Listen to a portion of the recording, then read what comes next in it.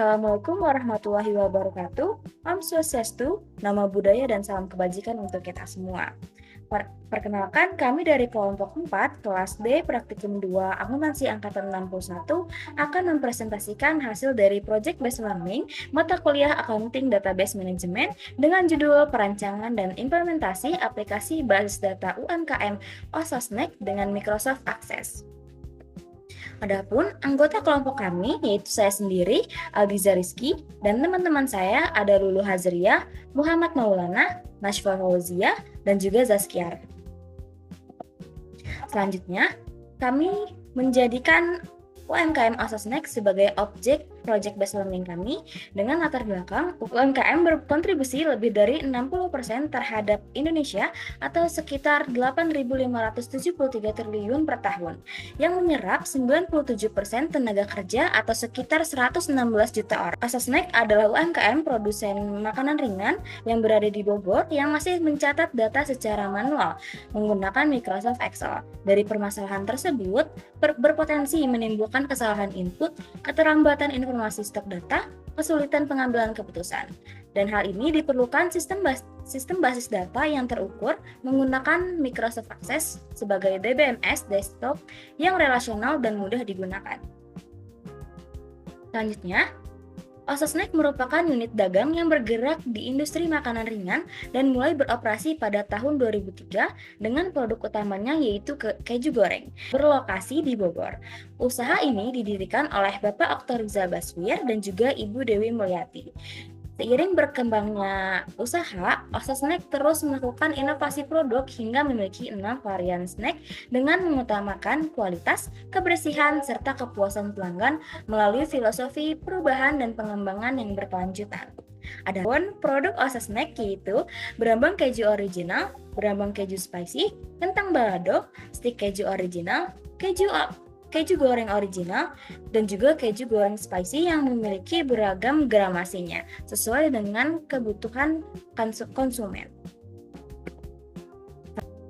Adapun implementasi database pada Microsoft Access, yang pertama ada root cause-nya, yaitu sistem pencatatan data pelanggan, barang, dan transaksi masih dilakukan secara manual sehingga proses pencarian data menjadi lambat dan beresiko terjadi kesalahan pencatatan.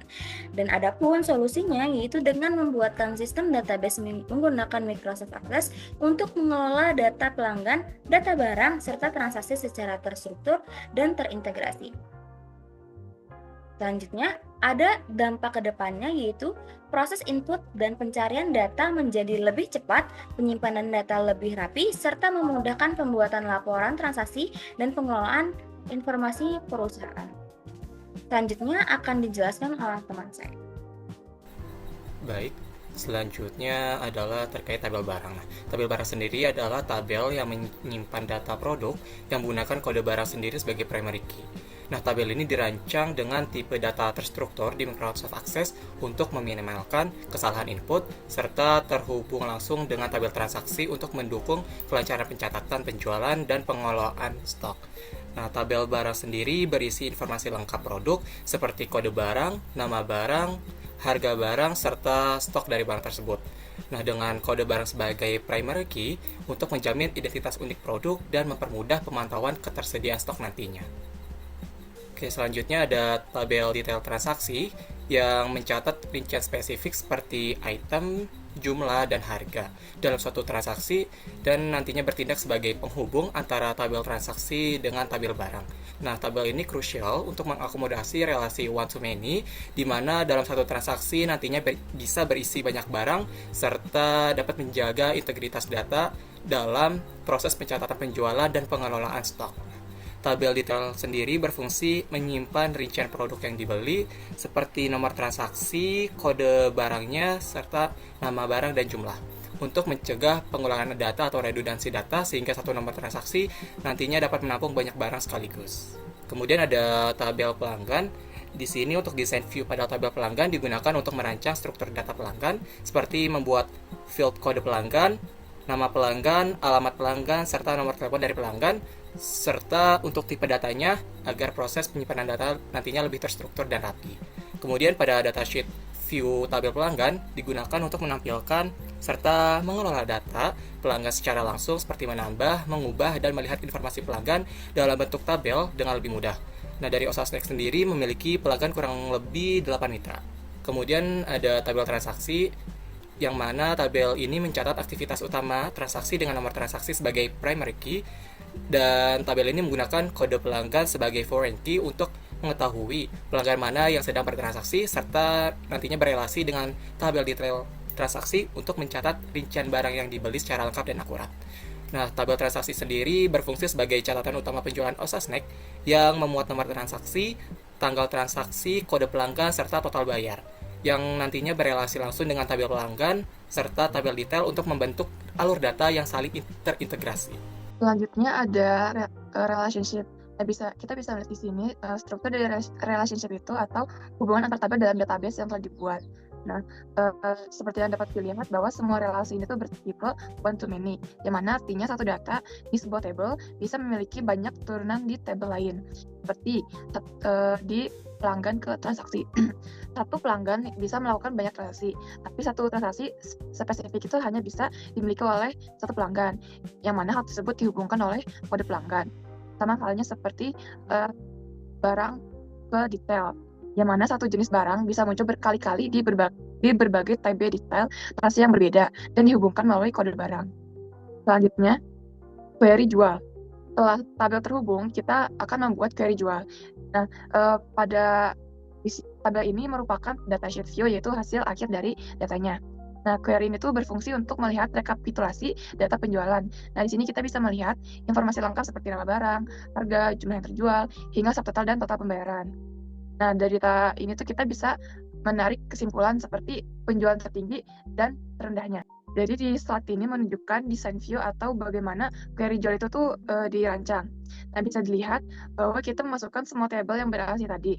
Nah, query ini tuh menarik dan menggabungkan field-field dari keempat tabel tersebut menjadi satu kesatuan, agar user tuh nggak perlu repot-repot membuka tabel satu persatu untuk melihat detail transaksi. Nah, query itu memberikan informasi yang nantinya akan digunakan sebagai dasar untuk membuat report. Selanjutnya ada query persediaan. Selain penjualan, kita juga tuh membuat query persediaan. Nah, dari yang tersaji di sini itu merupakan datasheet view-nya, yang mana fungsinya untuk memantau sisa stok barang. Nah, query ini tuh membandingkan stok awal barang dengan jumlah yang terjual, sehingga menghasilkan kolom baru seperti yang sudah tersaji, yaitu sisa barang.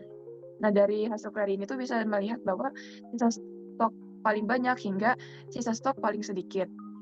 Nah, gunanya untuk pengendalian dari persediaan tersebut. Jadi kita tuh tahu kapan harus restock barang tersebut.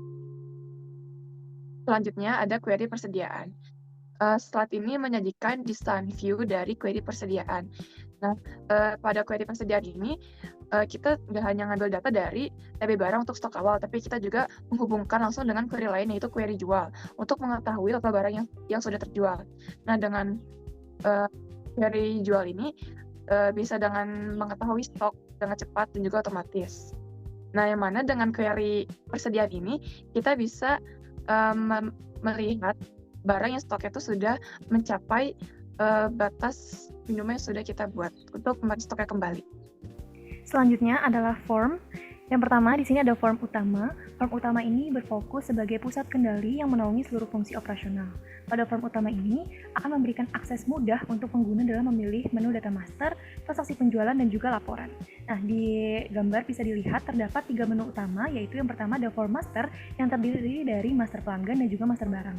Lalu ada form transaksi yang terdiri dari transaksi penjualan, dan laporan yang terdiri dari laporan pelanggan, laporan penjualan, dan juga laporan persediaan. Nah, dengan adanya form ini memastikan pengelolaan data menjadi lebih sistematis, praktis, dan juga efisien. Lalu yang kedua, di sini ada form barang. Pada form barang ini, data barang dikelola dan dimasukkan dari data yang tersedia di Osasnek. Fungsi dari form barang ini tuh untuk menginput dan melihat data barang yang ada di toko. Nah, berdasarkan gambar di atas, form barang ini mencangkup kelengkapan informasi produk seperti kode barang, nama barang, harga, dan juga jumlah yang terhubung langsung dengan tabel database. 3. Ada form pelanggan. Pada form pelanggan, data pelanggan dikelola dan dimasukkan berdasarkan transaksi penjualan yang terjadi pada OSASNEK. Nah, fungsi dari form pelanggan ini untuk menginput serta melihat data pelanggan yang tercatat di toko. Berdasarkan gambar di atas, form ini tuh mencangkup kelengkapan informasi pelanggan seperti kode pelanggan, nama pelanggan, alamat, dan juga nomor telepon yang terhubung langsung dengan database. Selanjutnya yang keempat ada form transaksi. Pada form transaksi ini itu data transaksi penjualan dikelola dan dimasukkan berdasarkan penjualan yang terjadi di OSASNEK. Nah, fungsinya untuk menginput serta melihat data transaksi penjualan yang tercatat di toko. Bisa dilihat di gambar bahwa form transaksi ini itu mencangkup tanggal transaksi, kode pelanggan, dan juga subform transaksi yang terhubung langsung dengan tabel detail database. Subform transaksi ini itu terdiri dari komponen dalam form transaksi yang memiliki fungsi untuk menampilkan rincian transaksi dari setiap penjualannya. Nah, rinciannya itu berisi kode barang tersebut, nomor transaksinya, nama barang, harga, jumlah, subtotal, total pembayaran, dan juga pengembalian.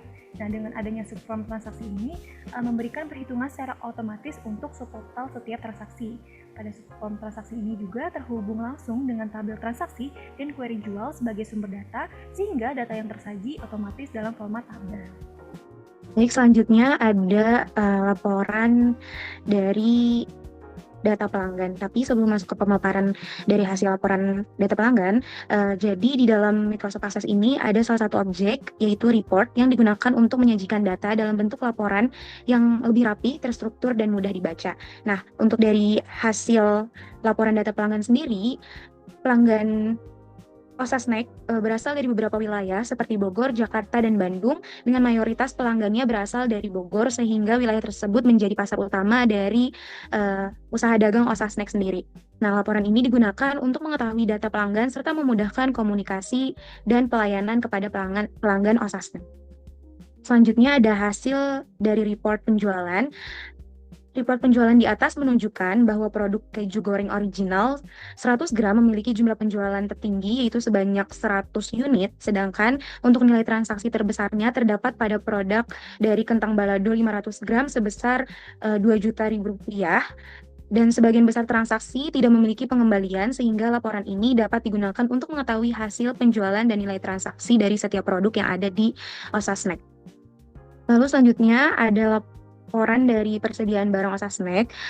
Dari hasil laporan persediaan barang sendiri terlihat bahwa produk dari keju goreng original 175 gram memiliki stok terbanyak, yaitu sebesar 600 unit.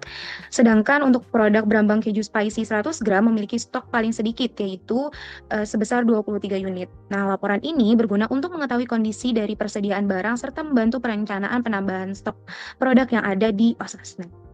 Untuk kesimpulan yang dapat kita ambil dari laporan yang sudah kami susun, yaitu yang pertama, untuk sistem database Microsoft Access mengubah pencatatan manual menjadi terintegrasi, akurat, dan teratur. Yang kedua, terdapat 4 tabel utama, yaitu tabel barang, tabel pelanggan, tabel penjual, dan tabel transaksi yang dihubungkan dengan relasi one-to-many. Yang ketiga, pemisahan tabel penjualan dan detail transaksi mengatasi kemungkinan redundansi. Yang keempat, fitur query, fitur form, dan fitur report membantu perusahaan dalam melakukan penyaringan data, input data, serta mencetak dokumen dengan lebih rapi. Dan yang kelima, pemilik dapat mengetahui produk terlaris, waktu tambah stok produk, dan total pendapatan, sehingga pengambilan keputusan dapat lebih cepat dan terarah. Sarannya, untuk yang pertama, tambahkan sistem login dan perbedaan wewenang pengguna untuk menambah keamanan data. Yang kedua, mencadangkan data secara terjadwal untuk mengantisipasi kejadian yang tidak diinginkan. Yang ketiga, pengembangan ke versi daring seperti ke aplikasi berbasis web atau Android yang bisa diakses di mana saja dan kapan saja. Dan yang keempat, tambahkan menu analisis grafik penjualan, produk terlaris, serta perkiraan laba kotor untuk memberi wawasan yang lebih mendalam terkait usaha. Dan yang terakhir, pelatihan singkat bagi para pegawai agar tidak ada kesalahan dalam proses penginputan data.